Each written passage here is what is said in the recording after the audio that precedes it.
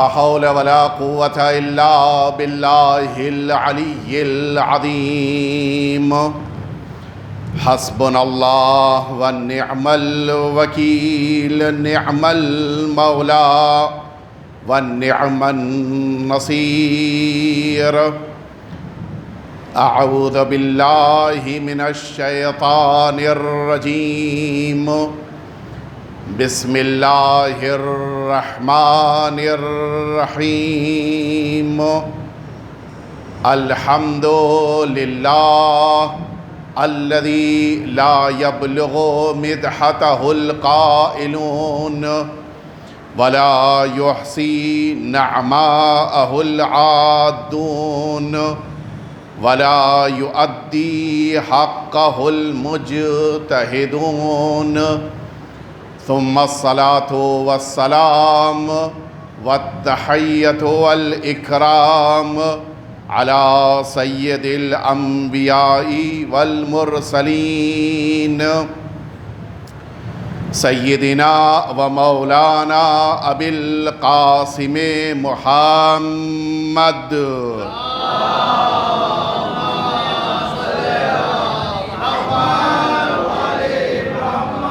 صلى الله عليه وعلى أهل بيته الأطيبين الأنجبين الذين أذهب الله عنهم الرجس وطهرهم تطهيرا.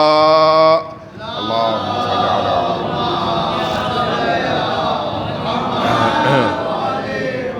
لا سيما الإمام المبين بقية الله في الأرضين. أرواحنا وأرواح العالمين لتراب مقدمه الفداء، واللعنة الدائمة الباقية على أعدائهم أجمعين. أما بعد، فقد قال الإمام السجاد عليه السلام: إن للعباس لمنزلة عند الله يغبطه بها جميع الشهداء يوم القيامة. ایک دفعہ مل جل کے آپ سبھی حضرات صلوات بھیج دیجئے.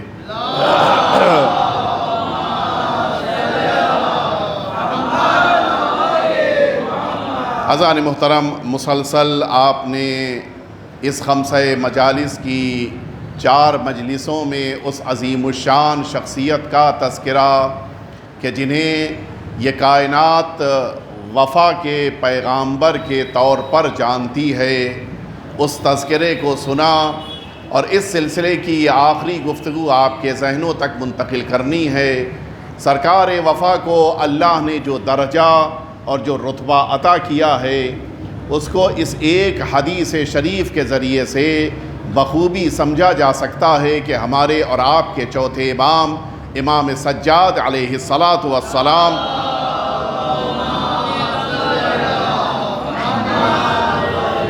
آپ کا یہ معرکۃ العارہ جملہ کے فرماتے کہ ان للعباس لمنزلۃ عند اللہ عز وجل، پروردگار عالم کے نزدیک سرکار وفا کو جو اللہ نے درجہ اور رتبہ عطا کیا ہے، فرماتے ہیں کہ یغبطہ بہا جمیع الشہداء، میدان قیامت میں تمام شہداء اس ایک فضیلت سرکار وفا کو دیکھ کر غبطہ کریں گے کہ کاش یہ فضیلت ہمارے پاس بھی آ جاتی.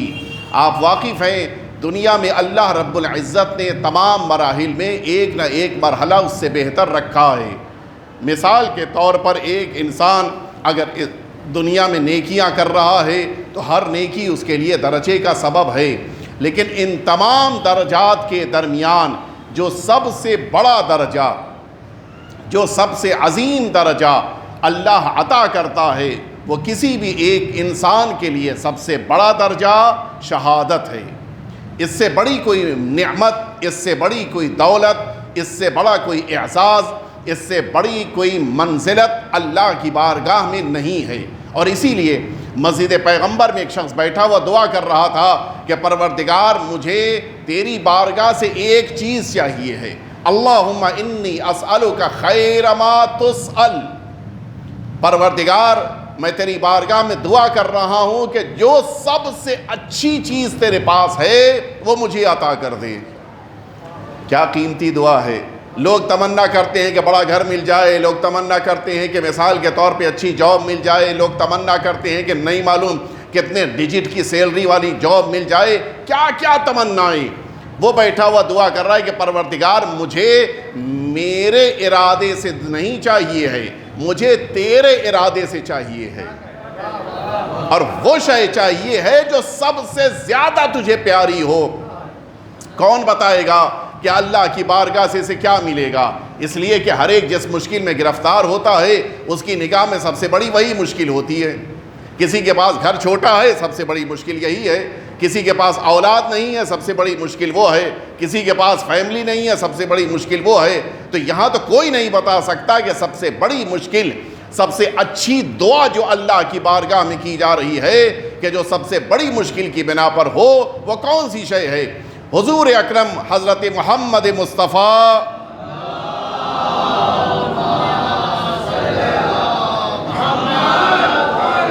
آپ نے یہ فرمایا کہ اگر اس بندہ پروردگار کی دعا کو اللہ نے قبول کر لیا تو آج اس انسان کو پروردگار شہادت عطا کرے گا۔ سب سے بڑی دعا یہی ہے، اور سب سے زیادہ اللہ کو پسند یہی شے ہے۔ اور اسی لیے اگر آپ محسوس فرمائیں، تمام مارکے امیر المؤمنین نے سر کیے ہیں، کوئی ایسا مارکہ نہیں ہے کہ جس مارکے میں امیر المؤمنین نے قدم رکھا ہو اور وہاں سے فتح یاب ہو کر واپس نہ پلٹے ہوں۔ لیکن کسی موقع پہ آپ کو نہیں ملے گا، مثلا خیبر کے موقع پہ نہیں ملے گا کہ واپس آئے ہوں اور حضور اکرم سے فرمایا ہو کہ آج میں کامیاب ہو گیا۔ میدان احد میں رسول اللہ کو بچا لیا امیر المؤمنین نے، نہیں فرمایا کہ آج میں کامیاب ہو گیا۔ حتیٰ وہ مارکے جو بعد پیغمبر سامنے آئے، صفین کا مارکہ، جمل کا مارکہ، نہروان کا مارکہ، یہ تینوں مارکے امیر المؤمنین نے سر کیے، لیکن نہیں فرمایا کہ آج میں کامیاب ہو گیا۔ لیکن ادھر اللہ کی بارگاہ میں امیر المؤمنین کے سر اقدس پہ ضربت لگی، اور اب امیر المؤمنین کی آواز اس کائنات نے سنی کہ فزت ورب الکعبہ، میں کامیاب ہو گیا۔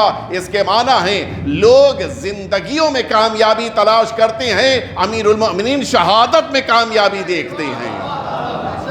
صلوات بھیج دیں محمد و آل محمد پہ۔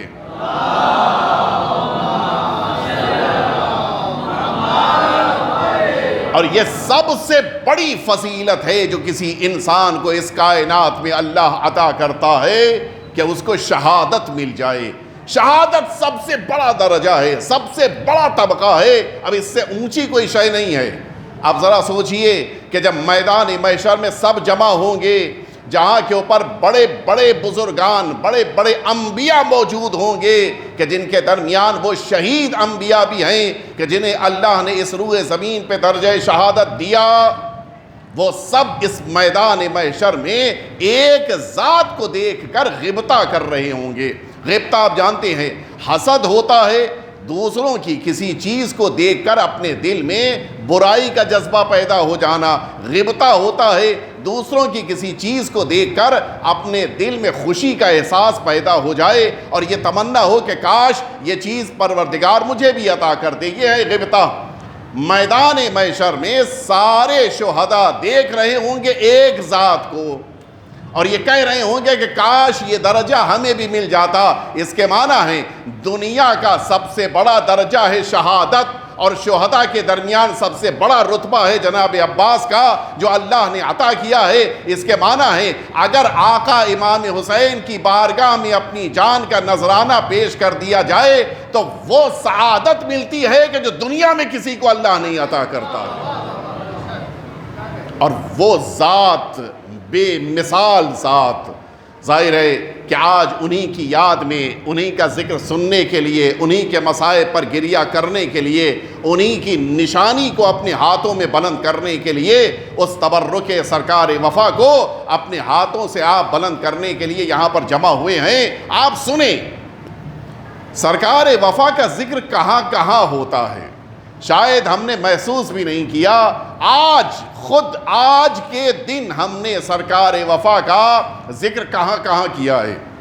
کوئی سوچ سکتا ہے؟ آج ہم سب یہاں پہ آ کے بیٹھے ہیں مجلس عزا میں، اب سوچ رہے ہیں کہ ذکر شروع ہو تو ہم سرکار وفا کو یاد کریں، لیکن حقیقت یہ ہے کہ آج صبح سے لے کے شام تک آپ سبھی نے سرکار وفا کا 10 دفعہ ذکر کیا ہے، 10 دفعہ ذکر کیا ہے۔ کہاں؟ آئیے میں آپ کو قرآن مجید کی بارگاہ میں لے کر چلوں۔ اسی قرآن مجید نے ایک فضیلت بیان کی ہے ان افراد کی کہ جن کو اللہ نے اس دنیا میں یہ توفیق دے دی کہ وہ اللہ اور رسول اللہ کی اطاعت کریں۔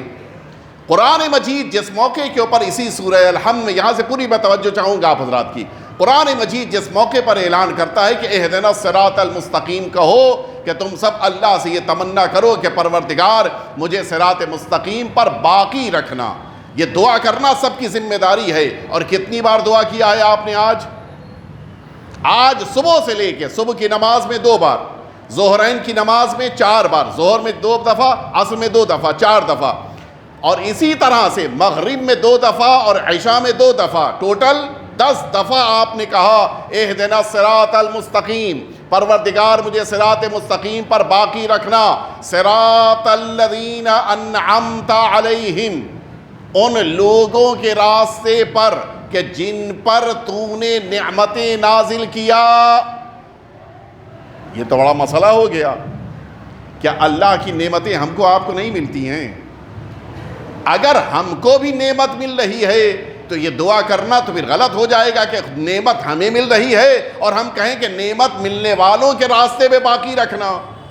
اس کے معنی ہے جو نعمتیں ہمارے آپ کے پاس مل رہی ہیں، اللہ کی بارگاہ سے آ رہی ہیں، یہ ان کا تذکرہ نہیں ہے، بلکہ کچھ ایسی نعمتوں کا تذکرہ ہے کہ جنہیں اللہ نے اپنے خاص بندوں کو عطا کیا ہے۔ اب ظاہر ہے کہ ہم کو پھر اسی بات کو قرآن مجید سے پوچھنا ہوگا کہ قرآن بتا دے کہ یہ نعمت تیری کن کے پاس آ رہی ہے۔ اگر ہم کہیں کہ فلاں کے پاس آ رہی ہے، وہ کہیں گے روایت ضعیف ہے، فلاں غیر معتبر ہے، فلاں شخص جو ہے وہ آپ عقیدت میں اس کے بارے میں کہہ رہے ہیں۔ نہیں، میں قرآن کی آیت پیش کیے دیتا ہوں۔ قرآن مجید اعلان کر رہا ہے وَمَن يُطِعِ اللَّهَ وَالرَّسُولَ، جو اللہ کی اطاعت کرے اور جو رسول اللہ کی اطاعت کرے، کیا ہوگا؟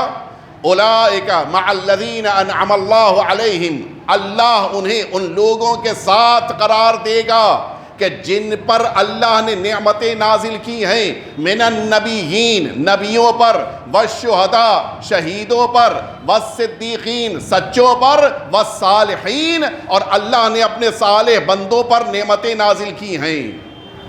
یہ 4 گروہ ہیں کہ جن پر اللہ کی نعمتیں آئی ہیں، نبی، شہداء، صدیقین اور ساتھ ہی ساتھ صالحین۔ لیکن یہاں پر ایک بات کی طرف میں متوجہ کرا دوں، بہت سے ذہنوں میں پھر وہی سوال پیدا ہوگا، کیا ملا ہم کو؟ نہیں، بہت بڑی فضیلت ملی۔ اللہ نے کہا اللہ کی اطاعت کرو، رسول اللہ کی اطاعت کرو تو تمہیں ان کے ساتھ قرار دیں گے کہ جن پر نعمتیں آئی ہیں، یعنی نعمت جن کو ملی ہے ان کا درجہ کچھ اور ہے، جو دعا کر رہا ہے کہ ان کے ساتھ ہو جائیں اس کا درجہ کچھ اور ہے۔ اب کوئی نہ کہے کہ ہم تو ان کے جیسے ہیں۔ نعمتوں کی دعا کرنے والا اور ہوتا ہے، نعمتیں لینے والا اور ہوتا ہے۔ صلوات بید محمد وآل محمد پہ آپ۔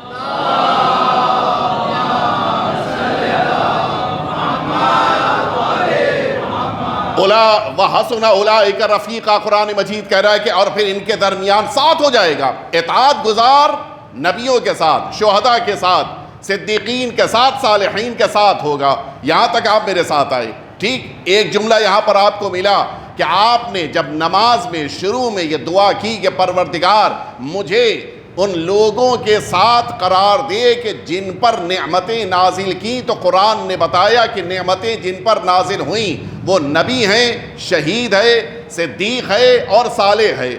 اب جملہ پھر سے میں سمیٹ کے کہہ دوں کہ شروع میں ہی، نماز شروع ہوتے ہی آپ نے دعا کیا کہ پروردگار مجھے صالحین کے ساتھ قرار دے۔ یہاں تک بات واضح ہے؟ جیسے ہی نماز آپ نے مکمل کیا، کیا کیا آپ نے؟ اللہ اکبر کہنے سے پہلے تشہد کے بعد آپ نے کیا کہا؟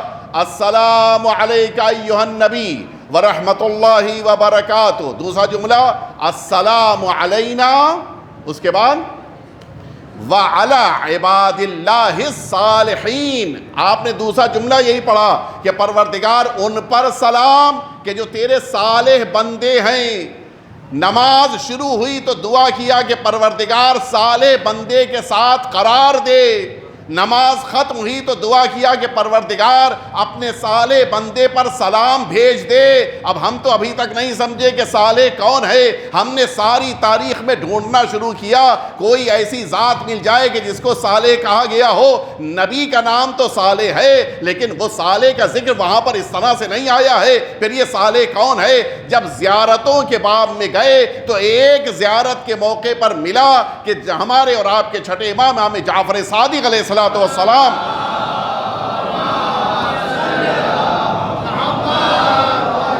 مولا فرماتے ہیں کہ جب سرزمین کربلا پر وارد ہو تو آقا امام حسین کی بارگاہ میں سلام کر چکے ہو، اب آؤ سرکار وفا کی بارگاہ میں آ کر کھڑے ہو، اور پہلا جملہ یہی امام چشم نے تعلیم فرمایا، چھٹے امام نے تعلیم فرمایا کہ پہلا جملہ یہ کہو السلام علیکہ ایھا العبد الصالح،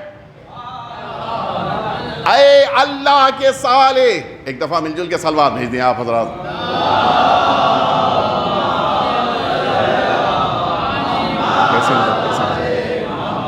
ایک دفعہ اس سے بہتر صلوات بھیج دیں آپ حضرات۔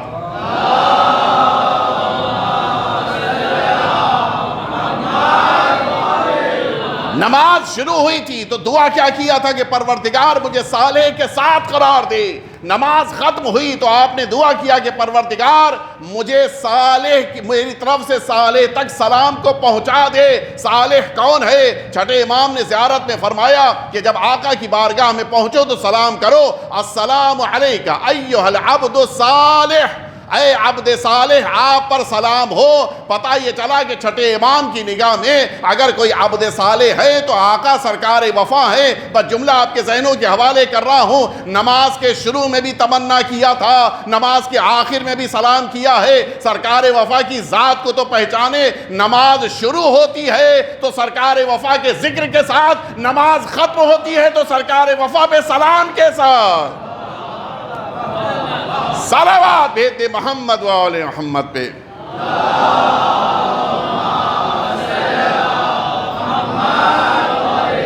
تھوڑا تھوڑا آپ لوگ آگے آ جائیے، باہر مومنین کو بیٹھنے میں مشکل ہو رہی، تھوڑا تھوڑا آگے سمٹ آئیے آپ حضرات، ممبر کے قریب آ جائیے۔ آپ حضرات بھی آگے آ سکتے ہیں، آگے آ جائیے۔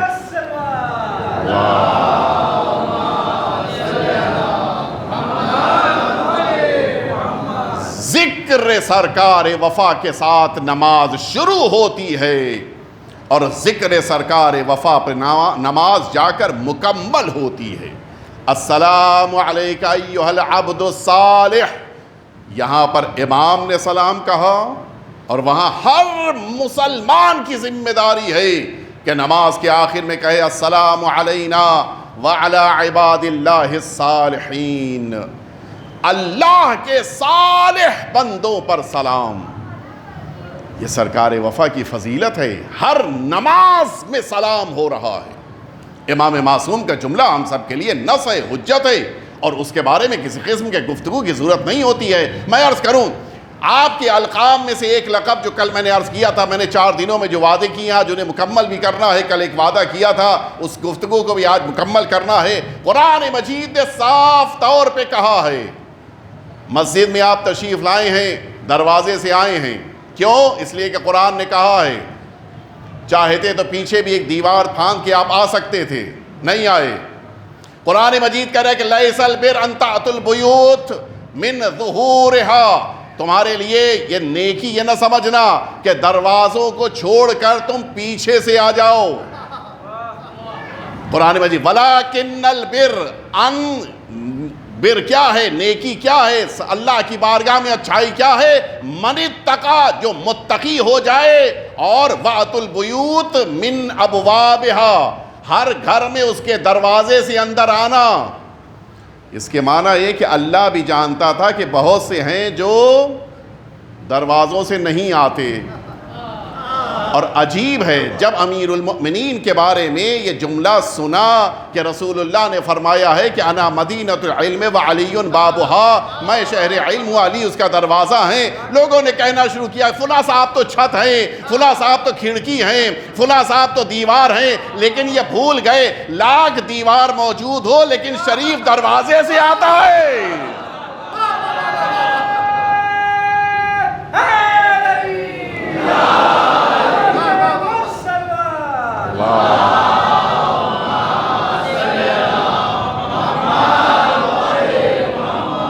شریف تو دروازے سے آتا ہے.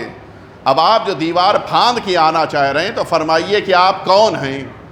اس لیے کہ رسول اللہ نے تو بقیہ کے بارے میں نہیں فرمایا تھا. ٹھیک ہے اگر سوچ بھی لیا جائے تو آنا تو دروازے ہی سے پڑے گا. اس لیے کہ قرآن مجید نے کہا ہے کہ وَأْتُوا الْبُيُوتَ مِنْ أَبْوَابِهَا، دروازوں سے اندر آنا، دیواریں پھاند کے نہ آنا. اور یہاں پر دو لقب ایسے ہیں سرکار وفا کے کہ جہاں پر دروازے کا در کا ذکر وارد ہوا ہے. ایک لقب ہے باب الحسین، امام حسین کا در، امام حسین کا دروازہ. اور دوسرا لقب ہے باب المراد، مرادوں کا دروازہ. یعنی اس کے معنی ہے اگر امام بارگاہ میں آ رہے ہو امام حسین کے پاس تو عباس کی بارگاہ سے آنا ہوگا، اور اگر اللہ کی بارگاہ میں دعائیں لے کر جا رہے ہو تو غازی کے دروازے سے گزرنا ہوگا. اس لیے کہ دونوں جگہوں پر باب الحسین بھی ہیں، باب المراد بھی ہیں. یہ عظیم ذات اللہ کی نگاہ میں سرکار وفا کی ہے، اور اسی لیے ہم سبھی کو سرکار وفا کی بارگاہ میں آج ہم سب آ کر بیٹھے ہیں. یقیناً بات آ گئی ہے تو البتہ مجھے بعد میں عرض کرنا تھا، لیکن بات آ گئی تو عرض کرتا چلوں کہ آج ذکر سرکار وفا ہے. ایک بڑے عظیم عالم دین گزرے ہیں ہمارے مولانا تشریف فرما، یقیناً آپ کے درمیان ذکر ہوا ہوگا اور ہم بھی آپ کے درمیان 2 سال خمسہ پڑھ چکے ہیں، ذکر آ چکا ہے. مرحوم دربندی علیہ رحمت اور رضوان بڑے جلیل القدر مرجع مجتہد فقیہ اور صاحب مقتل گزرے ہیں. ان کی کتاب یہ اسرار الشہادہ ہے. اپنے زمانے کے بڑے اچھے خطیب بھی تھے. جس زمانے میں ابھی ان کا اجتہاد، اس ظاہر ہے کہ اجتہاد انسان کا 70 کے بعد تقریباً شروع ہوتا ہے. 70 کے بعد انسان کہیں مجتہد ہونا شروع ہوتا ہے. وہ تو آج کل ہو رہا ہے، 50 سال والے بھی مجتہد صاحب ہیں. تو وہ تو گزشتہ زمانے اور آج بھی ہے جو واقعی طور پہ مجتہد ہیں وہ عمر دراز ہو جانے کے بعد کہیں یہ رتبہ درجہ شروع ہوتا ہے. کم سنی میں تصور بھی نہیں ہے. اپنے جوانی کے دنوں میں جس موقع پر یہ مجلسیں پڑھنے جاتے تھے تبریز میں انہوں نے مجلس پڑھی ہے، اور آپ سنیں گے اسی تبریز میں 8 محرم کو سرکار وفا کی مجلس پڑھنے سے پہلے 2-3 دن پہلے سے انہوں نے اعلان کر دیا تھا کہ 8 کو میں سرکار وفا، 8 محرم، ظاہر ہے کہ ساری دنیا میں سرکار وفا کا ذکر ہوتا ہے، 8 محرم کو میں سرکار وفا کی مجلس پڑھوں گا جتنے مریض موجود ہوں، حتیٰ وہ ڈاکٹر جن کے جواب دے چکے ہوں ایسے مریض کو لے کے آ جانا، میں شفا دلا دوں گا. یہ اطمینان تھا. اور یہ تبریز کی تاریخ میں لکھا ہے پہلی بار ہوا تھا. ظاہر ہے کہ اس زمانے میں موبائل ہوتا نہیں تھا، ٹیلی فون ہوتے نہیں تھے. لوگ مثلا کسی گاؤں سے آئے تھے مجلس سننے کے لیے، وہاں اس گاؤں تک خبر پہنچ گئی، بقیہ بغل کے علاقوں میں خبر پہنچ گئی، بڑا مجمع ہوا تھا اس میں. حتیٰ بقیہ تو جو شفا پائے 27 ایسے مریض تھے کہ جن کو ڈاکٹرز نے جواب دے دیا تھا اور اپنے پیروں سے چل کے نہیں آئے تھے، اور مجلس کے بعد خود اپنے پیروں سے چل کے واپس گئے تھے.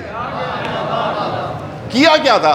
مرحوم دربندی فاضل دربندی علیہ رحمت اور رضوان ممبر پہ بیٹھے مصائب سے پہلے انہوں نے بس ایک جملہ کہا تھا کہ آقا میں نے ان سارے افراد کو جو بیمار ہیں ان سب کو یہاں پر بلایا ہے، میری کوئی حیثیت نہیں ہے، میں نے آپ کے نام پر بلایا ہے، اور اگر انہیں شفا نہیں ملی تو دربندی کا نام نہیں خراب ہوگا، لوگ کہیں گے کہ باب المراد کے پاس گئے تھے اور شفا نہیں مل پائی. عجیب کیا اطمینان تھا. اور جب مصائب پڑھائے ہیں تو اکثر وہ مجمع تھا کہ جو بیمار تھا اس کو شفا ملی، واپس گئے ہیں. تو آج آپ ایسی فرش ازا پہ آ کر بیٹھے ہیں کہ جس جگہ پر سرکار وفا کی خاص عنایت ہوتی ہے، جہاں پر سرکار وفا کا تذکرہ ہو رہا ہو. اور پھر مجھے ایک اچھا جملہ لگا میرے استاد کا، ان کا یہ جملہ کہ یہ باب الحسین ہیں، اور امام حسین کا دروازہ ہونے کے معنی ہی یہ ہیں کہ وہ سارے اماموں کا دروازہ ہیں، جس امام کی بارگاہ میں جانا ہو. اسی لیے آپ نے واقعہ جو شاید میں نے پہلی مجلس میں عرض کیا تھا کہ تفصیل آئے گی، آج میں عرض کیے دیتا ہوں کہ جس موقع کے اوپر ایک شخص تھا کہ جو بیماری میں مبتلا تھا، وہ اپنے آخری امام سے توسل کر رہا تھا مسلسل کہ مولا مجھے شفا مل جائے، مجھے صحت مل جائے، اور اس کی ہمت نہیں پڑ رہی تھی کہ وہ آقا کی بارگاہ میں سرکار وفا کا نام لے. ظاہر ہے کہ ایک ادب ہوتا ہے، انسان سوچتا ہے معمولاً جب واسطہ دیا جاتا ہے تو اس ذات سے بڑی ذات کا واسطہ دیا جاتا ہے. تو ظاہر ہے کہ امام وقت، امام معصوم، ان کی بارگاہ میں ہم کسی اور کا واسطہ، مثلا سرکار وفا کا واسطہ دیں. جب حضرت کی ملاقات ہوئی تو امام نے کیا فرمایا تھا؟ کہا تھا نہ صرف یہ کہ میرے چچا کا تم اگر نام لیتے تو نہ صرف یہ کہ مجھے برا نہیں لگتا، اور نہ صرف یہ کہ مجھے اچھا لگتا، بلکہ میں خود تاکیداً کہہ رہا ہوں کہ جب بھی مشکل میں گرفتار ہونا، میرے چچا عباس کا نام لے لینا، مشکل حل ہو جائے گی. یہ ساتھ ہے ائمہ اطہار بھی جن پر بھروسہ کرتے ہیں، یہ وہ ذات ہے. آج ظاہر ہے کہ ہم ان کی بارگاہ میں آ کر بیٹھے ہیں. میں آپ کو لے کے چلوں، یہی برسات کا مہینہ ہے. جیسے ہی برسات کا دن ختم ہوں گے، برسات کی تاریخیں ختم ہوں گی، بہت سے ایسے گھر ہوں گے کہ جن گھروں میں دوبارہ ریپیرنگ کی ضرورت پڑ جائے گی. وہاں دیوار میں پانی رس رہا ہے، وہاں زمین میں پانی مر رہا ہے، وہاں نیو میں پانی جا رہا ہے. یہ سارے کیوں ہوں گے؟ اس لیے کہ اگر پانی اندر رہ گیا تو دیوار بیٹھ جائے گی، اگر پانی نیو میں رہ گیا تو بلڈنگ گر سکتی ہے یا نہیں ہے؟ یہ پانی اگر کسی جگہ پہ ٹھہرا رہ جاتا ہے تو آس پاس کی عمارتوں کے لیے خطرہ بن جاتا ہے، عمارتیں ڈھہ جاتی ہیں. لیکن کائنات میں بس ایک بارگاہ ہے کہ جس بارگاہ میں حرم کے نیچے پانی بہ رہا ہے، اور نہ صرف یہ کہ حرم کے لیے نقصان کا سبب نہیں ہے بلکہ دنیا کے لیے شفا کا ذریعہ ہے.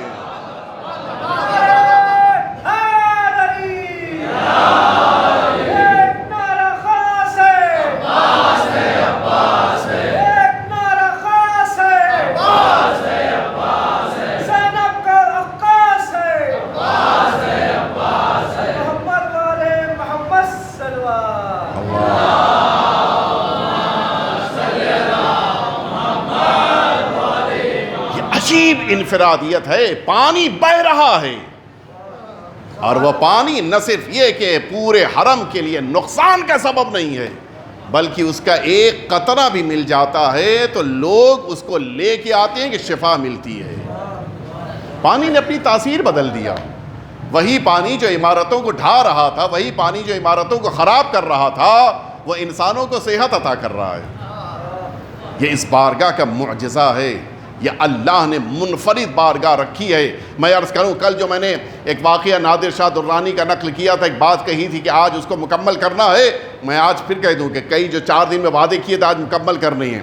نادر شاہ درانی جس موقع کے اوپر اسی سرزمین کربلا پہ آیا تھا، پورا کل کی مجلس کا ذکر آپ کے ذہنوں میں ہے کہ میں نے عرض کیا تھا کہ کس طرح سے نجف سے کربلا آیا تھا. اب جب کربلا معلی آیا، ظاہر ہے کہ عقیدہ تو نہیں ہے، جب سرزمین کربلا پہ آیا اور سرکار سید الشہداء کے بارے میں پتہ چلا کہ یہ تو رسول اللہ کے نواسے ہیں، امیر المؤمنین کے بیٹے ہیں، جناب سیدہ کے لخت جگر ہیں، تو سرکار سید الشہداء کی بارگاہ میں گیا. لیکن جب باہر نکلا، اس کا وزیر تھا مہدی. یہ وہ تھا کہ جو شیعہ تھا، اور ساری جو نادر شاہ درانی کی شیعیت بعد میں سامنے آئی وہ اسی مہدی نامی وزیر کی بنا پر. اس نے اس کو بتایا کہ سرکار سید الشہداء کا یہ حرم ہے، یہاں کے اوپر سارے شہداء دفن ہیں، یہاں پہ جناب حبیب دفن ہیں. اور جیسے ہی ان کو لے کے باہر نکلا یہ مہدی وزیر، اس نے پوچھا نادر شاہ درانی نے کہ یہ کس کا حرم ہے؟ اب ظاہر ہے کہ سامنے ایک اور حرم دکھائی دے رہا ہے. یہ کس کا حرم ہے؟ کہ یہ امیر المؤمنین کے دوسرے بیٹے امام حسین کے بھائی سرکار وفا کا حرم ہے. اس نے برجستہ کہا کہ یہ امام نہیں ہے، اس لیے کہ تم نے جو بتایا تھا اس کے مطابق یہ امام نہیں ہے. اور جب امام نہیں ہیں تو کسی بھی عظیم شخصیت کی بارگاہ میں بقیہ کی بارگاہ نہیں بنتی ہے۔ میں جملہ واضح کر دوں آپ کے لیے، آپ چلے جائیے مشہد مقدس، بڑی شخصیتیں دفن ہیں، لیکن چونکہ 8ویں امام کا حرم ہے، اب لاکھ بڑی شخصیت ہوں، اب امام کے حرم کے بعد ان کا حرم نہیں بنے گا۔ اسی امیر المؤمنین کی بارگاہ نجف اشرف چلے، بڑی شخصیتیں دفن ہیں، لیکن یہ نہیں ہو سکتا کہ امیر المؤمنین کا حرم اور ان کا بھی حرم نہیں، بس ایک حرم ہے، بقیہ اس حرم میں دفن ہوں گے۔ آپ سامرہ چلے جائیے، آپ حتیٰ قازمین آ جائیے، قازمین میں سید رضی سید مرتضیٰ دفن ہیں۔ یہ وہ دو ستون ہیں اسلام کا کہ شیعت کا، کہ جنہوں نے شیعت کی بنیادوں کو مضبوط کیا ہے، لیکن نہیں، حرم نہیں بنے گا۔ کیوں؟ امام کے سامنے قد کسی کا اتنا بڑا نہیں ہے کہ پھر اس کا بھی حرم بنے۔ نادر شاہ نے کہا کہ یہ کیسے ہو سکتا ہے کہ ان کا حرم بنے، اس لیے کہ کسی بھی امام کے علاوہ، امام کی بارگاہ جہاں پر ہوتی، پھر بقیہ کسی کا حرم وہاں پر نہیں ہوتا ہے، کیسے ان کا حرم یہاں پر ہے؟ وہ واقعہ جو ہم نے نقل کیا تھا وہ اسی مہدی کی بنا پر کہ مہدی لے کر آیا اور یہ معجزہ دیکھا اور پھر اقرار کیا کہ واقعاً ان کا یہ حق ہے کہ ان کا یہاں پہ حرم قرار دیا جائے۔ یہاں تک بات واضح ہے۔ اب آئیے میں آپ کو لے کے چلوں کہ وجہ کیا ہے کہ سرکار وفا کا حرم الگ سے قرار دیا گیا۔ یہ تھوڑی سی علمی بحث ہے جس پر میں آپ کو لے کے جانا چاہوں گا، لیکن چونکہ علماء نے لکھا ہے لہٰذا اس کی طرف ہمارے ذہن متوجہ ہونے چاہیے۔ سرکار وفا کا ایک سب سے بڑا سبب تو یہ ہے کہ جہاں پر جس شہید کو دفن کیا گیا، یہ دفن کرنے میں کسی بھی غیر معصوم کی دخالت نہیں ہے۔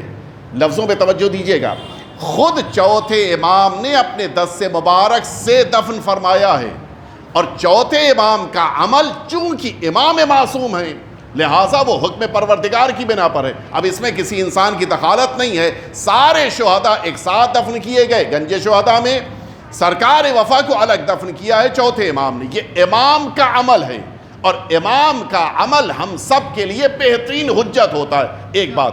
دوسری بات، سرکار وفا کا حرم کیوں ہے، اس کی ایک بنیادی وجہ لکھی ہے۔ وہ وجہ کیا ہے؟ جس موقع کے اوپر میدان کربلا میں سرکار سید الشہداء اپنے بھائی کے سرہانے پہنچے تھے، امام حسین نے 3 مرثیے پڑھے تھے سرکار سید الشہداء کے لیے۔ ان میں شاید اگر موقع ملا تو آج ان مرثیوں میں سے ایک مرثیہ، ایک جملہ آپ کی خدمت میں عرض کریں گے مصائب کے درمیان، اگر اس موقع کے اوپر مہلت ملی۔ ایک جملہ سرکار سید الشہداء نے فرمایا تھا کہ یا اخی، یا قرۃ عینی و یا شقیقی، اے میرے بھائی، اے میرے آنکھوں کی ٹھنڈک، اور اے میرے ساتھی۔ شقیق کہتے ہیں اس ساتھی کو جو ہمیشہ جڑا رہے، ہمیشہ ساتھ رہے۔ اس کے بعد فرمایا تھا یا قمرم منیرا، اے روشن چاند۔ یہ سرکار سید الشہداء نے خود سرکار وفا کو روشن چاند کہا ہے، اور فرمایا آپ نے، اور اسی لیے سرکار سید الشہداء کے سارے خانوادے میں سرکار وفا کے القاب میں سے ایک لقب تھا قمر بنی ہاشم، اور یہ بچپن ہی سے لقب دیا گیا تھا۔ سارے ہاشمیوں کے درمیان چمکتا ہوا خوبصورت چاند تھے سرکار وفا۔ اب میں ایک بات واضح کر دوں، ظاہر ہے کہ بزرگان واقف ہیں، میں ان جوانوں کے لیے واضح کر دوں۔ دیکھیے، جب کہا جاتا ہے کہ فلاں صاحب بڑے گورے ہیں، یہ جملہ نامکمل ہے۔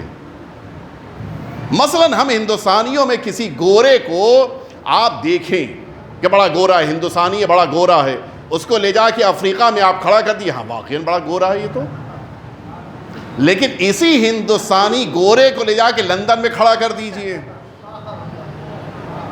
اب کیا کیفیت ہوئی؟ اب تو گورا نہیں رہ گیا، اس لیے کہ جب ان کے بیچ میں دیکھا تو اب یہ گورا نہیں رہ گیا۔ توجہ فرمائی؟ تو یہ نہیں کہنا مناسب ہے کہ یہ گورا ہے، یہ بتائیے کہ کس کے درمیان گورا ہے۔ اور فرمایا سرکار وفا کو صرف قمر نہیں کہا ہے، قمر بنی ہاشم کہا گیا ہے۔ وہ ہاشم کے جو اتنے خوبصورت تھے کہ جس موقع پہ جناب قاسم میدان کربلا میں، یہ دشمنوں کا جملہ ہے، جناب قاسم جب میدان کربلا میں آئے ہیں وہاں پہ لفظ یہی ہے کہ ایسا لگا کہ چاند کا ٹکڑا میدان میں آ گیا۔ جب جناب مسلم کے 2 بیٹوں کو درخت کے اوپر اس خاتون نے دیکھا تھا، کیا جملے وہاں پہ؟ جملہ یہی ہے کہ ایسا لگ رہا تھا کہ اس درخت کے اوپر 2 چاند کے ٹکڑے ہیں۔ کہ جو یہاں کے اوپر دمک رہی ہیں، چمک رہی ہیں. ایسا گھرانہ خود جناب رسالت مآب کے والد ماجد کو عربوں کے درمیان خوبصورت ترین کہا جاتا تھا. خود جناب عبد المطلب بے پناہ حسین و جمیل تھے. خود جناب ابو طالب بے پناہ خوبصورت تھے. ایسے خوبصورتوں کے درمیان اگر کسی ذات کو قمر کہا گیا ہے تو سرکار وفا ہے. اب آپ نے محسوس کہ اتنے خوبصورت تھے بنی ہاشم کے درمیان ایسی ذات. لیکن اب آئیے جو اصل بات تھی جس تک میں آپ کو لے کے آنا چاہ رہا تھا وہ یہ بات تھی. سرکار وفا کو، اب یہاں سے آپ تھوڑی سی توجہ فرمائیے گا، سرکار وفا کو چاند کہہ دینے سے کیا اس ذات کے سلسلے میں توہین کا پہلو تو نہیں نکل رہا ہے کہ جو ذات سرکار وفا کی بھی امام ہیں؟ میں اور جملے آسان کر دوں.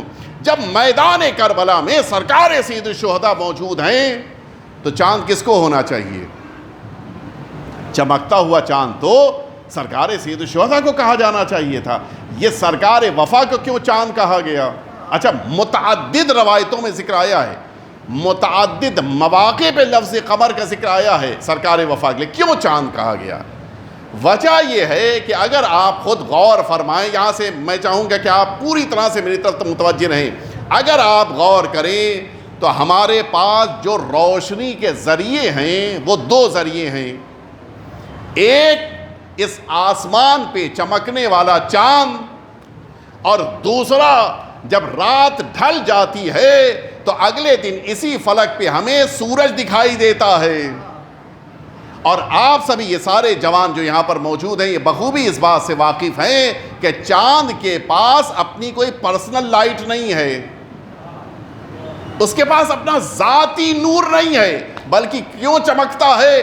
وہ اس لیے چمک رہا ہے کہ کہیں دنیا کے کسی گوشے میں سورج روشن ہے، اس کی روشنی پڑتی ہے چاند پر، اور پھر یہ چاند اس طرح سے چمکتا ہے کہ زمین والوں کے لیے خوبصورت دکھائی دیتا ہے. اس کے معنی ہے جو کچھ بھی چاند کے پاس ہے وہ سب سورج کا دیا ہوا ہے، اس کے پاس اپنا کچھ نہیں ہے. اب آئیے میں اصول کافی کی روایت کی طرف آپ کو لے کر چلوں. 8ویں امام علی رضا علیہ الصلوۃ والسلام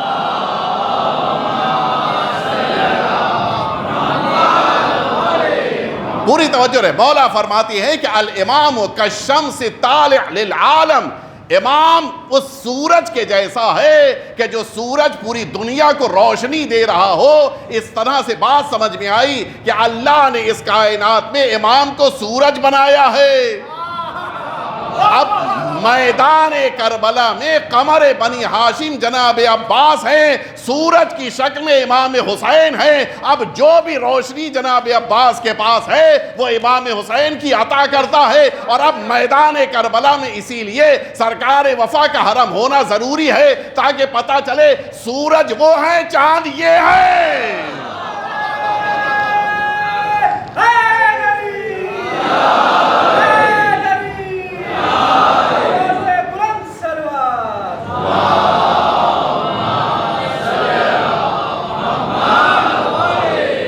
میدان کربلا میں سورج بھی موجود ہے، چاند بھی موجود ہے.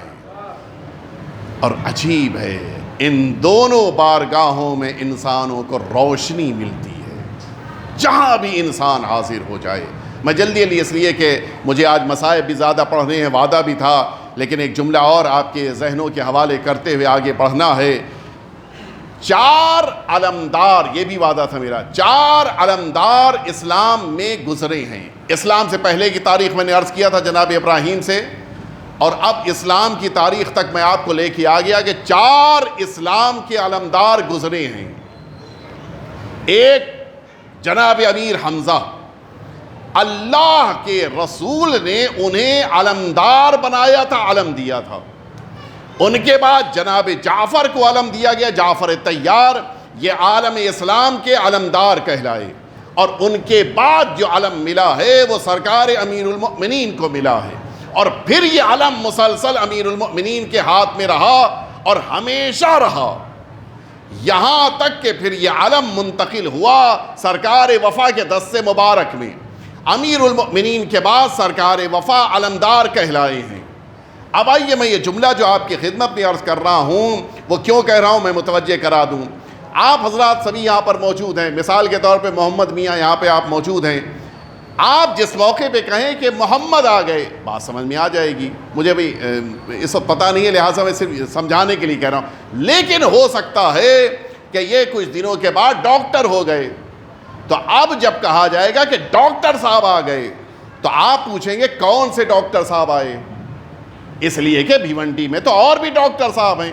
مثلاً کاظم صاحب, آپ کہیں کاظم صاحب آ گئے تو آپ کا ذہن متوجہ ہو جائے گا کاظم صاحب فلاں صاحب ہیں وہ آ گئے. لیکن مثلاً کہا جائے مثال کے طور پہ انجینئر صاحب آ گئے تو پوچھا جائے گا کون انجینئر بھائی, اس لیے کہ اس بھیونڈی میں بہت سے انجینئر ہیں. تو نام اور لقب میں یہی فرق ہوتا ہے, نام اور ٹائٹل میں یہی فرق ہوتا ہے. نام لینے سے شخصیت سمجھ میں آ جاتی ہے, لیکن ٹائٹل کے ساتھ جب تک نام نہ استعمال کیا جائے تب تک کنفرم نہیں ہو پاتا کہ یہ کس کا نام لیا جا رہا ہے, کس کے لیے استعمال ہو رہا ہے. آپ ڈاکٹر صاحب کہیں کوئی نہیں سمجھ پائے گا, آپ انجینئر صاحب کہیں کوئی نہیں سمجھ پائے گا, آپ پروفیسر صاحب کہیں کوئی نہیں سمجھ پائے گا, حتیٰ کہیں آپ مولانا صاحب نہیں کوئی سمجھ پائے گا, اس لیے کہ کئی مولانا یہاں پر موجود ہیں. توجہ فرمائی آپ نے. تو ہمیشہ لقب کے ساتھ نام ہونا چاہیے. لیکن کائنات میں ایک ذات ایسی ہے کہ جنہوں نے لقب کو اپنے ساتھ ایسا وابستہ کر لیا ہے کہ اب علمدار جہاں کہا جاتا ہے غازی کا ہی تصور ذہن میں پیدا ہوتا ہے. اب یہ کہنے کی ضرورت نہیں ہے کہ علمدار عباس کو پکارا جا رہا ہے, علمدار کہا اور غازی ذہن میں آ جاتے ہیں.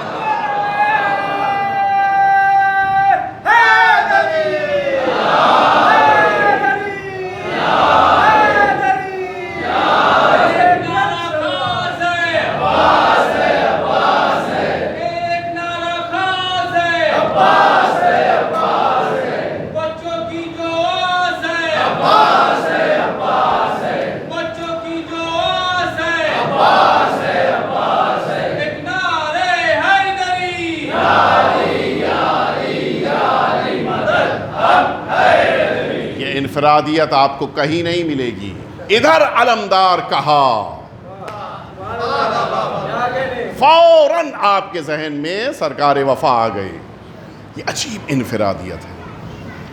جس طرح سے اللہ رب العزت نے لفظ امیر المؤمنین کو امیر المؤمنین کے لیے قرار دیا ہے, اور کسی کو آپ لاکھ کہتے رہیے وہ اتنا چھوٹا دکھائی دے گا کہ اس لقب میں فٹ ہی نہیں ہو پائے گا. بہتوں نے کہا بھی اور کہلوایا بھی, لیکن آج تک کوئی نہیں کہتا, اس لیے کہ یہ لقب امیر المؤمنین کا امیر المؤمنین سے وابستہ ہو گیا ہے. اب کسی اور کے لیے نہ اچھا لگے گا نہ وہ اس میں فٹ ہو پائے گا. یہی صورتحال علمدار کی بھی ہے, اور یہی صورتحال سقا کی بھی ہے. لفظ سقا جب ذہنوں میں آتا ہے تو سرکار وفا کی تصویر نگاہوں میں آ جاتی ہے. آپ کا مقابلہ تو اصحاب سے بھی نہیں ہے. میں عرض کروں آپ کی خدمت میں, ایک خطیب نے اپنی تحقیق کے مطابق, جلدی عرض کروں وقت میرا پورا ہو رہا ہے اس لیے میں جلدی اپنے مراحل کو طے کر رہا ہوں. ایک خطیب نے اپنی تحقیق کو بیان کر دیا منبر پر کہ سرکار وفا کا بڑا درجہ ہے, سرکار ابو الفضل عباس کا بڑا رتبہ ہے, لیکن معاذ اللہ ان سے زیادہ بڑا رتبہ ہے جناب سلمان کا. اس لیے کہ جناب سلمان نے رسول اللہ سے علم لیا ہے, اور اتنا درجہ اللہ کے رسول نے بڑھایا کہ سلمان منا اہل البیت فرمایا کہ ہم اہل بیت میں سلمان شامل ہے. یہ جملہ فرمایا, بڑا درجہ ہے, بڑا رتبہ ہے. رات میں اسی خطیب نے, عالم نے خواب میں دیکھا کہ بزم سجی ہے, ساری بزرگ شخصیتیں موجود ہیں, حتیٰ خود رسالت مآب بھی موجود ہیں, اور خود ائمہ اطہار کے درمیان سرکار وفا بھی موجود ہیں. اچانک دیکھا کہ جناب سلمان اس بزم میں داخل ہوئے, ہاتھ میں ان کی سینی ہے, ٹرے ہے جس میں پانی ہے, اور اس پانی کو لے کر سارے ائمہ اطہار کی خدمت پہ پہنچے, رسول اللہ سے لے کے آخری امام تک, اور اچانک وہ لے کر حاضر ہوئے سرکار وفا کے سامنے کہ آپ بھی پانی نوش فرمائیں. یہ خطیب برداشت نہیں, ظاہر ہے کہ دلیل دے چکے تھے, کہہ چکے تھے کہ سرکار وفا زیادہ بڑا درجہ ہے جناب سلمان کا. اٹھے, جناب سلمان سے کہا کہ آپ کے لیے مناسب نہیں ہے کہ آپ پانی پلائیں جناب عباس کو, اس لیے کہ آپ کا رتبہ زیادہ بڑا ہے. بس یہ جملہ سننا تھا کہ جناب سلمان نے کہا کیا کہہ رہے ہو تم، اللہ کے خوف سے ڈرو.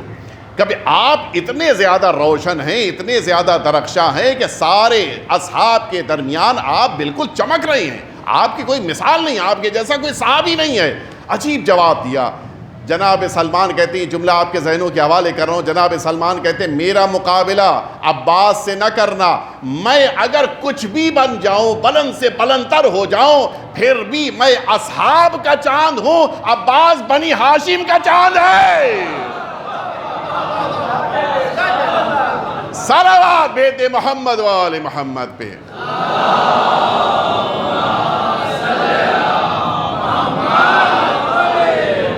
کون مقابلہ کر سکتا ہے سرکار وفا کا؟ حقیقت یہ ہے کہ سرکار وفا کا درجہ اور رتبہ اتنا زیادہ بلند ہے کہ اصحاب پیغمبر بھی مقابلہ نہیں کر سکتے. بس میں نے اپنی بات کو مکمل کیا. گفتگو کے آخری پڑاؤ میں آپ کے ذہنوں کو میں لے کے چلنا چاہوں گا. یقین جانیے سرکار وفا کے لیے مجلس منعقد کرنا، سرکار وفا کے لیے فرش عذاب بچھانا، سرکار وفا کا نام لینا، یہ وہ سعادت ہے، یہ وہ خوش بختی ہے کہ جو اللہ سب کو نہیں عطا کرتا. میں اب وقت نہیں ہے کہ وہ عرض کروں، لیکن یہ جملہ ضرور کہوں گا کہ اگر سرکار وفا کی راہ میں آپ نے چھوٹا سا بھی کچھ خرچ کیا ہے تو مطمئن رہیے سرکار وفا کی بارگاہ سے اس سے کہیں زیادہ ملے گا. غازی کبھی بھی کسی کی خدمت کو فراموش نہیں کرتے. جتنی خدمت کر سکتے ہیں آپ سرکار وفا کی خدمت کریں، لیکن اگر ان ہاتھوں میں سرکار وفا کے علم مبارک کو بلند کیا ہے تو پھر ان ہاتھوں سے ظلم نہیں ہونا چاہیے. اگر اس زبان سے غازی کا نام لیا ہے تو پھر اس زبان کو وفادار ہونا چاہیے. ان آنکھوں سے اگر غازی کا علم مبارک دیکھا ہے تو پھر یہ آنکھیں کسی غلط جگہ نہیں جانی چاہیے. اگر اس سینے میں غازی کی محبت ہے تو پھر اس سینے کو کسی غیر کی محبت سے نہیں پر ہونا چاہیے. عجیب ذات سرکار وفا کی اللہ نے قرار دی ہے. مرحوم جعفر توستری علیہ رحمت والرضوان بڑے جلیل القدر عالم دین گزرے ہیں، شوشتر کے رہنے والے تھے، لہٰذا شوشتری کہلاتے ہیں. عربی زبان میں تستر، چونکہ شوستر کو تستر کہا جاتا ہے، لہٰذا جو ذکر وارد ہوا ہے ان کا معمولاً شیخ جعفر تستری، لیکن در واقع یہ شوستر کے رہنے والے تھے، ایران کے، اور بڑے جلیل القدر عالم بھی تھے، جلیل القدر خطیب بھی تھے. اور کمال ان کا یہ ہے کہ ان کو خطابت کی دنیا میں بولنا بھی نہیں آتا تھا، اور جب خطابت ملی ہے تو عالم یہ تھا کہ جب نجف جا کے انہوں نے مجلسیں پڑھی ہیں تو ان کے اس مجلس میں اس زمانے کا سب سے بڑا فقیہ شیخ اعظم انصاری، ہمارے مولانا یہاں پہ تشریف فرما ہے کہ ان کی لکھی ہوئی کتاب کو پڑھے بغیر کوئی مجتہد نہیں بن سکتا. شیخ اعظم انصاری ان کی مجلس میں آ کر بیٹھتے تھے. یہ درجہ تھا شیخ جعفر تستری کا. وجہ کیا تھی؟ سرکار سید الشہداء نے ان کو سعادت دی تھی، اور وہ خاص واقعہ کہ جو کسی موقع پہ عرض کروں گا کہ کس طرح سے امام حسین کی عطا کی بنا پر یہ خطیب بنے تھے. شیخ جعفر تستری نے کئی واقعات نقل کیے ہیں. اب یہاں سے پوری توجہ سے آپ سنیے گا. کئی واقعات نقل کیے ہیں اپنے اس زمانے کے کہ جس زمانے میں یہ مجلسیں پڑھنے کے لیے 3 زبانوں پہ بڑا ان کو کمانڈ تھا، عربی زبان، فارسی زبان اور ترکی زبان. یہ 3 زبانوں پر بڑا ان کو کمانڈ حاصل تھا، اور تینوں زبانوں میں خطابت کرتے تھے. جس زمانے میں یہ کربلا مجلسیں پڑھنے کے لیے گئے ہوئے تھے اس زمانے کے انہوں نے کئی واقعات نقل کیے ہیں اپنے عراق کے سفر کے. یہ واقعہ ان کا بڑا قیمتی، بڑا اہم ہے. جس موقع کے اوپر وہ کربلا معلیٰ زیارت کے لیے مجلسیں پڑھنے کے لیے گئے ہوئے تھے، انہوں نے طریقہ کار یہ نکالا تھا کہ رات میں مجلسیں پڑھتے تھے اور دوپہر کا سارا وقت حرم میں مولا کی بارگاہ میں وقت دیتے تھے کہ مجھے اور کوئی کام نہیں ہے یہاں پر.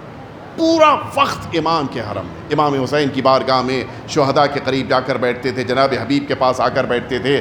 خود سرکار وفا سے بڑی عقیدت تھی، چونکہ یہ ترک تھے اور معمولاً شوستر ترکی علاقہ ہے، اور معمولاً ترکوں کو جناب غازی سے بڑا لگاؤ ہوتا ہے، بڑی محبت ہوتی ہے. ان کو خاص لگاؤ تھا. ان کا بیان کہ میں ایک دن دوپہر کے موقع پر سرکار وفا کی بارگاہ میں آ کر بیٹھا، زیارت پڑھ رہا تھا، میں نے اچانک دیکھا کہ ایک جوان حرم میں داخل ہوا کہ جو اپنے ساتھ 4 حمال لیے ہوئے تھا، کہ جو ایک تخت لیے ہوئے تھے، اور اس تخت کے اوپر ایک بوڑھی عورت لیٹی ہوئی تھی کہ جس کا انداز بتا رہا تھا کہ انہوں نے لا کے تخت رکھ دیا، اور پھر اس جوان نے اس خاتون کو اس زری سے جو سرکار وفا کی تھی اس سے باندھ دیا۔ کہ میں نے جب دیکھا تو اس خاتون کا عالم یہ تھا کہ بس آخری ہچکیاں لے رہی تھی، بالکل زندگی کا آخری لمحہ تھا۔ اور ادھر اب جو بیٹے کو دیکھا تو زری پکڑے ہوئے تھامے ہوئے اپنے خاص لہجے میں بالکل دیہاتی انداز میں سرکار وفا سے کہہ رہا تھا کہ آقا، اس دنیا میں میری ماں کے علاوہ اور کوئی نہیں ہے، میری ماں کو شفا دے دیجیے، میں بالکل اکیلا ہو جاؤں گا دنیا میں اگر ماں نہیں ہوگی تو میں بھی مر جاؤں گا، مولا اس کو شفا دے دیجیے اور میں آپ سے شفا لے کے جاؤں گا۔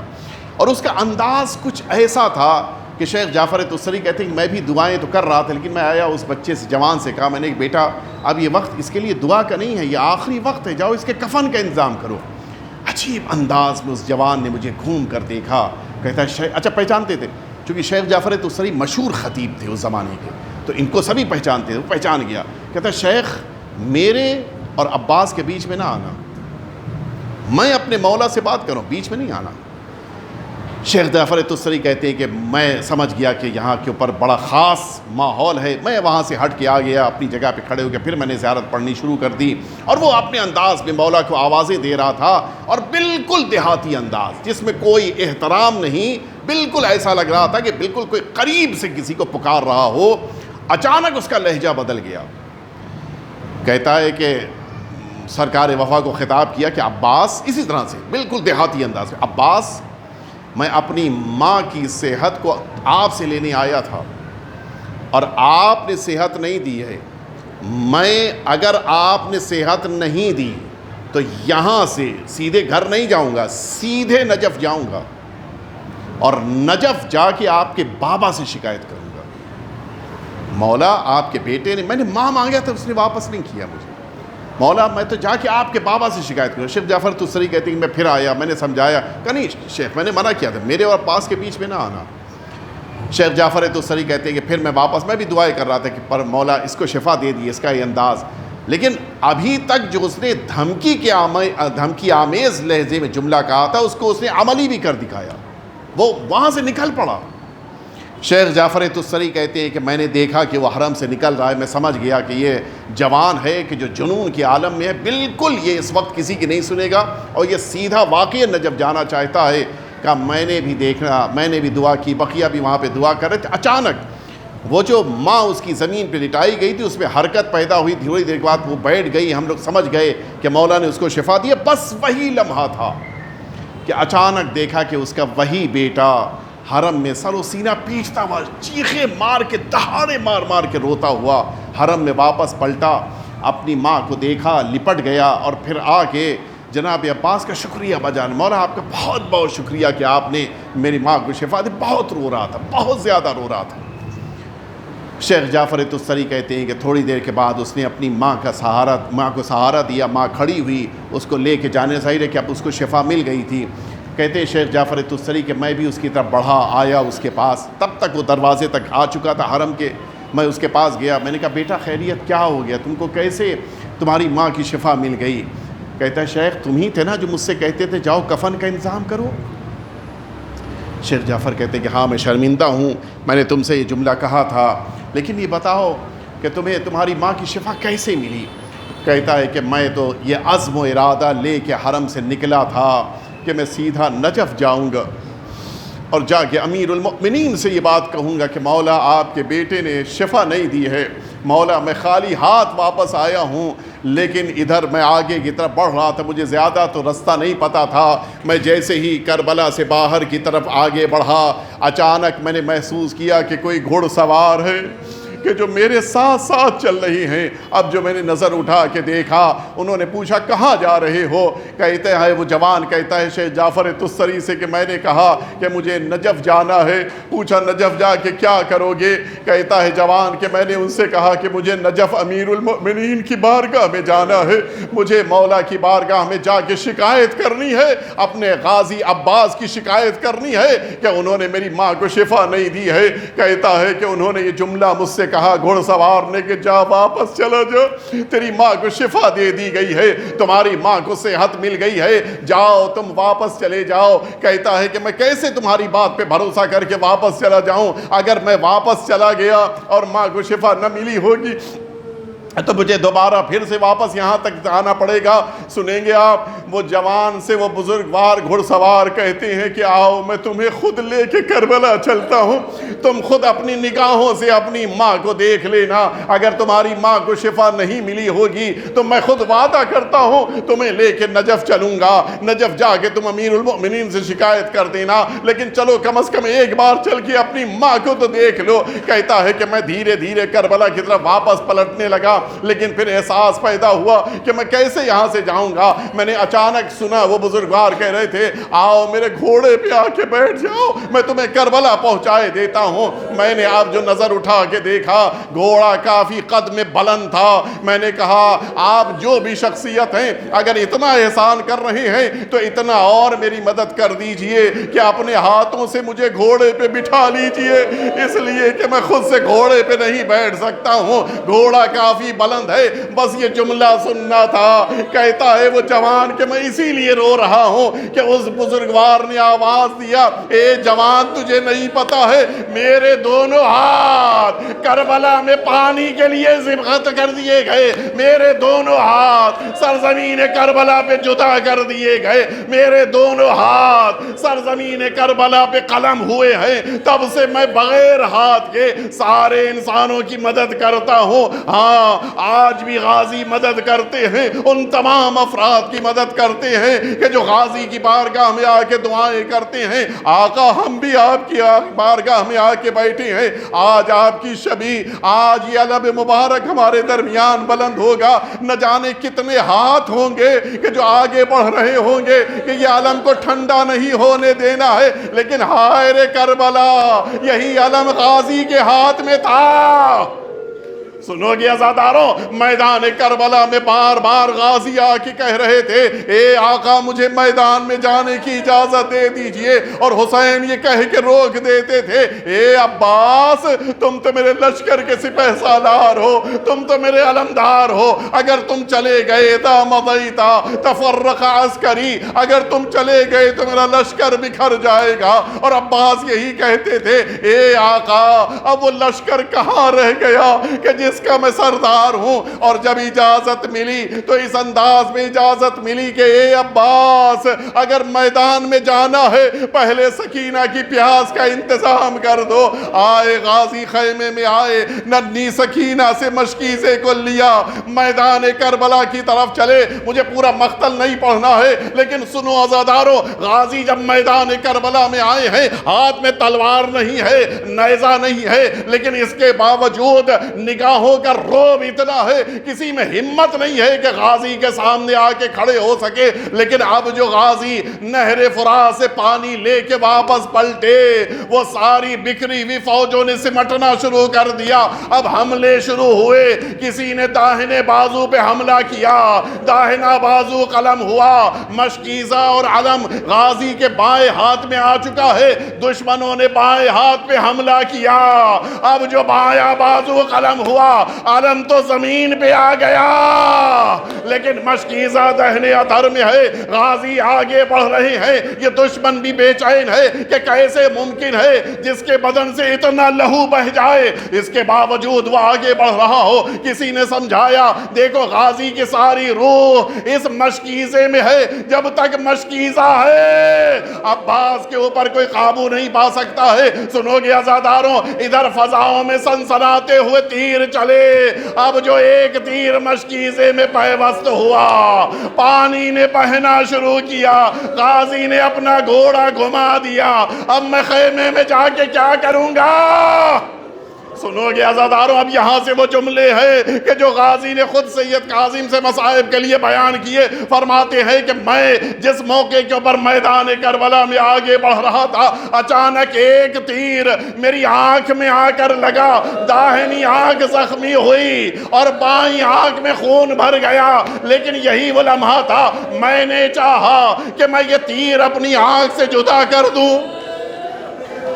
جملہ سن لیا عزاداروں، جب بھی آنکھ میں کچھ پڑ جاتا ہے انسان اپنی ہاتھ کے ذریعے سے، اپنے ہاتھوں سے آنکھ صاف کر لیتا ہے. ارے وہ غازی کیا کرے جس کے دونوں ہاتھ قلم ہو چکے ہیں؟ فرماتے ہیں میں نے اپنے سر کو جھکایا، اپنے دونوں زانو بلند کیے تاکہ سر سے، آنکھ سے وہ تیر نکالا جا سکے. بس یہی لمحہ تھا، سر مبارک پہ گرز لگا، غازی میدان کربلا کی طرف چلے. آواز دیتے ہیں اے آقا اپنے غلام کی خبر لیجئے. حسین میدان کربلا کی طرف چلے. غازی زمین کربلا پہ ایڑیاں رگڑ رہے تھے. عجیب انداز، حسین سرہانے بیٹھ گئے. دیکھا غازی کی آنکھوں سے آنسو جاری ہے. اے عباس رو رہے ہو؟ حسین تو تمہارے سرہانے موجود ہیں. فرماتے ہیں آقا جب دنیا میں آیا تھا آپ کے چہرے کی زیارت کیا تھا، اب دنیا سے جا رہا ہو چاہتا ہوں کہ آپ کی زیارت ہو جائے. حسین نے آنکھ سے خون صاف کیا. اب جو حسین کے چہرے کو غازی نے دیکھا رونا شروع کر دیا. اے آقا میرا سر تو آپ کے زانو پہ ہے، آپ کا سر کس کے زانو پہ ہوگا؟ حسین نے تو جواب نہ دیا، لیکن شاید آواز آئی ہو اے عباس گھبرانا نہیں، جنت سے ماں آ جائے گی. حسین کا سر ماں کے زانو پہ ہوگا. ہاں عزاداروں بس میں نے مجلس مکمل کر دیا. حسین غازی کے جنازے کو تو نہ لے کے آئے لیکن علم کو لے کے چلے. اب جو علم خیمے کی طرف بڑھنے لگا بچوں میں امید پیدا ہو گئی، میرا آقا آ رہا ہے. لیکن اب جو علم آیا مشکیزہ ساتھ میں نہ تھا، علمدار ساتھ میں نہ تھا. بچوں نے خود کو زمین پہ گرا دیا. اے آقا عباس اب یہ بچوں کی پیاس کبھی نہ بجھائے.